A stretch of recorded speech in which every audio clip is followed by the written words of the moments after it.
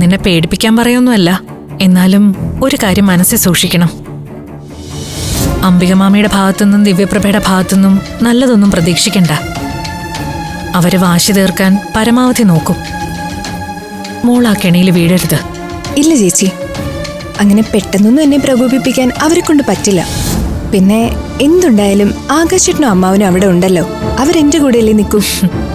അവര് മാത്രമല്ല, അച്ഛനും ഞാനും അനിയത്തിമാരും അനഘയും എല്ലാവരും നിന്റെ കൂടെയുണ്ട്. എന്തെങ്കിലും പ്രശ്നങ്ങളുണ്ടെങ്കിൽ മോള് പറയണം. ഞങ്ങൾക്ക് സങ്കടാവുമല്ലോ എന്ന് കരുതി മോളൊന്നും ഒളിച്ചു വെക്കരുത്. ആരായി പറയുന്നേ? ബാക്കിയുള്ളവർ സങ്കടപ്പെടാതിരിക്കാൻ സർവ്വ വിഷമങ്ങളും ഒറ്റയ്ക്ക് സഹിക്കുന്ന അമൃതേച്ചിയോ? എന്തായാലും ഞാൻ അമൃതേച്ചി പോലെയല്ല. തിരിച്ചടിക്കാൻ കഴിയില്ലായിരിക്കും, പക്ഷെ എല്ലാം ആരോടും പറയാതെ ഒറ്റയ്ക്ക് സഹിക്കുകയൊന്നുമില്ല.